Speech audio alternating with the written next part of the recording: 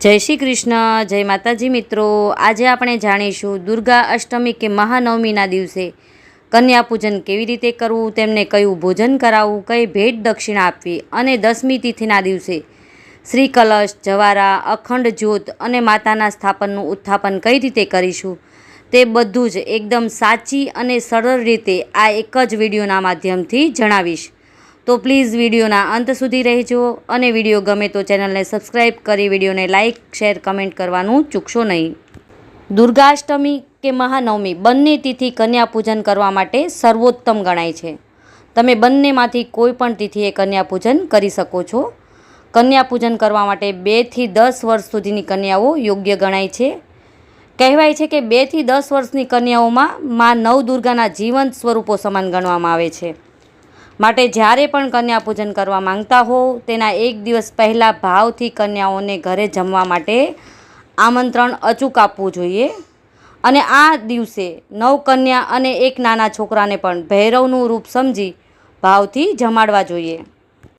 દુર્ગા અષ્ટમી કે મહાનવમી તમે જ્યારે પણ કન્યા પૂજન કરવા માંગતા હોવ ને ત્યારે સવારમાં બ્રહ્મ મુહૂર્તમાં જાગી જવું જોઈએ અને સર્વપ્રથમ ઘરની સાફ સફાઈ કરી લેવી જોઈએ।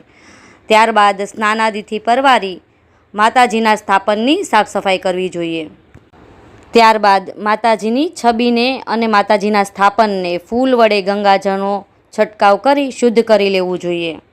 અને જો તમારા ઘરે માતાજીની છબીની જગ્યાએ કોઈ પણ ધાતુની મૂર્તિ હોય તો તે મૂર્તિને પંચામૃત, ગંગાજળ અને શુદ્ધ પાણીથી સ્નાન કરાવી નવા વસ્ત્ર અલંકાર પહેરાવીને પાછા સ્થાપિત કરી લેવા જોઈએ। ત્યારબાદ માતાજીને, દીવાને, શ્રી કલશને, શ્રીફળને, જવારાને અને ગણપતિ બાપાને તિલક કરી અક્ષત ચડાવવા જોઈએ અને ત્યારબાદ ફૂલો પણ અર્પણ કરવા જોઈએ। તમારા ઘરે જે કંઈ ફૂલ હોય તે તમે માતાજીને અર્પણ કરી શકો છો। આ બધું જ આપણે મનમાં શુદ્ધ ભાવ રાખી કરવું જોઈએ। કહેવાય છે કે આ નવરાત્રિ દરમિયાન કરેલી માતાજીની સેવા ભક્તિ અનેક ગણું પુણ્ય ફળ આપે છે। આ 9 દિવસ દરમિયાન માં નવદુર્ગાનો સાક્ષાત્કાર આપણા ઘરમાં હોય છે, તેથી શુદ્ધ ભાવ રાખી માતાજીની આરતી ઉતારવી જોઈએ। તમે જે આરતી ગાતા હો તે ગાઈ શકો છો અને ત્યારબાદ માતાજીને ભાવથી ભોગ અર્પણ કરવો જોઈએ। અને દુર્ગા ચાલીસા, દુર્ગા સપ્તશતી, દુર્ગામાના 108 નામો કે જે મેં આગળ વિડીયોમાં મા દુર્ગાના 108 નામોનો વિડીયો મૂક્યો જ છે। ખોડિયારમાંની સાખી અને બુટ ભવાની માની સ્તુતિ પણ મૂકી છે, તે તમે સાંભળી શકો છો। આવી રીતે ભાવથી માના ગુણગાન ગાઈ આજે આપણે નાનો એવો એક હવન પણ કરવાનો છે। હવન માટે આપણે એક લોખંડનું, તાંબાનું કે માટીનું પાત્ર લઈ લેવાનું છે। તેમાં થોડી માટી નાખી સુકાયેલ નાના નાના લાકડાના ટુકડા, ગાયના છાણના છાણા, થોડા જવ, અક્ષત, તલ, એક જોડું લવિંગ, એક જોડું એલચી, થોડું ચંદન, કુમકુમ, થોડી હળદર, ગોળ કે સાકર, શુદ્ધ ઘી, કપૂર, ગુગળ કે લોબાન આ બધું મિક્સ કરી હવનને પ્રજ્વલિત કરી સર્વપ્રથમ માતાને ધૂપ દઈ આખા ઘરમાં હવનના ધુમાડાને ફેરવી લેવાનો છે। આ બધી પ્રક્રિયા કરતાં કરતાં ઓમ ભૂભુર્વ સ્વઃ મંત્રનો જાપ કરતા જવાનું છે અથવા તો તમે માતાજીના નામનું સ્મરણ પણ કરી શકો છો। આ નાના એવા હવનના ધુમાડાથી આપણું ઘર શુદ્ધ થાય છે અને આપણા ઘરમાં કોઈની નકારાત્મક ઉર્જા હોય તે નષ્ટ થાય છે અને બહારની કોઈ નકારાત્મક ઉર્જા ઘરમાં પ્રવેશતી નથી। અને આ હવનની અગ્નિમાં જે કંઈ ભોગ આપણે અર્પણ કરીએ છીએ તે માતાજી જલ્દી સ્વીકારે છે અને આપણને સુખ, સમૃદ્ધિ અને યશની પ્રાપ્તિ કરાવે છે।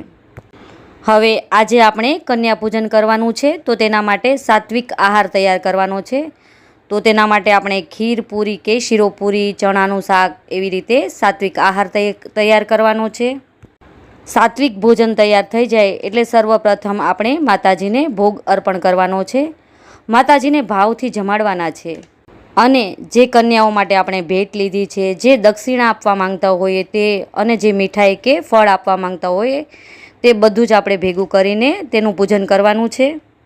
માતાજીને સર્વપ્રથમ ભોગ અર્પણ કર્યા બાદ હવે આપણે 9 કન્યાઓને આમંત્રિત કરીશું અને તેમની આગતા સ્વાગતાની તૈયારી કરીશું। જગતજનની માં આદિશક્તિના 9 સ્વરૂપો આપણા ઘરે પધારે છે તો એમને એમ તો ન બોલાવી લેવાય ને, તો આપણે સારી રીતે તેમનું સ્વાગત કરવાનું છે। માં આદિશક્તિ નવદુર્ગાના 9 જીવંત સ્વરૂપોનું આપણે સારી રીતે સ્વાગત કરી તેમને યોગ્ય આસન આપી તેમના જમણા પગનો અંગૂઠો પંચામૃત, શુદ્ધ પાણી અને ગંગાજળથી ધોઈ કુમકુમનું તિલક કરી અક્ષત અને ફૂલોથી પૂજન કરી કન્યાના કપાળ પર તિલક કરી તેમની આરતી ઉતારી તેમના પગનો સ્પર્શ કરી આશીર્વાદ લેવાના છે. આવી રીતે 9 કન્યાનું સારી રીતે પૂજન કરી લેવાનું છે. આપણે જ્યારે કન્યા પૂજન કરતા હોઈએ ત્યારે મનમાં એકદમ શુદ્ધ ભાવ રાખવાનો છે અને માતાજીનું સતત સ્મરણ કરતા જવાનું છે. 9 કન્યાઓનું જ્યારે પૂજન થઈ જાય ત્યારબાદ તેમને યોગ્ય આસન આપી જમવા બેસાડવાના છે. ખીર પૂરી કે શીરો પૂરી, ચણાનું શાક વગેરે ભાવથી જમાડી લેવા જોઈએ અને અંતે તમે જે કંઈ ફળ, મીઠાઈ, દક્ષિણા કે ભેટ આપવા માંગતા હોય તે ભાવથી તેમને અર્પણ કરવા જોઈએ. એવું જરૂરી નથી કે મોંઘી જ તમે ગિફ્ટ આપી શકો છો. તમારાથી જે કંઈ આપણાથી જે કંઈ આપણે માતાજીને આપી શકતા હોઈએ તે આપણે આપી દેવાનું છે, જેનાથી આ નાની કન્યાઓ ખૂબ જ ખુશ થાય છે.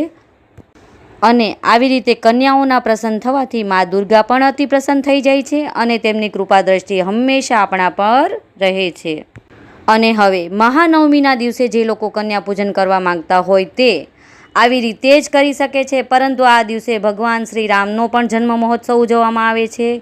તો માતાજીની સાથે સાથે ભગવાન રામને પણ ફળ, ફૂલ, ધૂપ, દીપ નૈવેદ્યથી પૂજા અર્ચન કરી લેવું જોઈએ. રામચરિત માનસનો પાઠ કરવો જોઈએ. શ્રી રામ જય જય રામ મંત્રનો જાપ કરી લેવો જોઈએ. આવી રીતે શ્રદ્ધા ભક્તિથી પ્રભુ શ્રી રામના પણ ગુણગાન ગાઈ લેવા જોઈએ. અને હવે આવે છે 10મી તિથિ. જેમણે 9 નોરતા દરમિયાન માતાનું સ્થાપન કર્યું છે, કળશ, જવારા, અખંડ જ્યોત જલાવી છે, તેમણે 10મીના દિવસે જ યોગ્ય મુહૂર્તે ઉત્થાપન કરવું જોઈએ. દરરોજની જેમ જ માતાજીની આરતી કરી લેવી જોઈએ, તેમને ભાવથી ભોગ અર્પણ કરવો જોઈએ અને માતાજીના નામના જાપ કરી લેવા જોઈએ. માતાજીને ફૂલો અને અક્ષતથી વધાવી લેવા જોઈએ. અને આજે 10મી તિથિ છે તો આપણે માતાજીના સ્થાપનનું ઉત્થાપન કરીએ છીએ, તો માતાજીના સ્થાપનની સામે 2 હાથ જોડીને બેસી જવું જોઈએ અને પ્રાર્થના અવશ્ય કરવી જોઈએ. હે માં, હે જગતજનની, હે જગદંબા, અમે ગાંડા ઘેલા તમારા બાળ છીએ. હે માં, આ 9 દિવસ દરમિયાન તમારી પૂજામાં કંઈ ચૂક રહી ગઈ હોય તો અમને માફ કરજો અને અમારી પૂજાનો સ્વીકાર કરજો. હે જગતજનની જગદંબા, આદ્ય શક્તિમાં, તમે તો સૃષ્ટિના તારણહાર છો.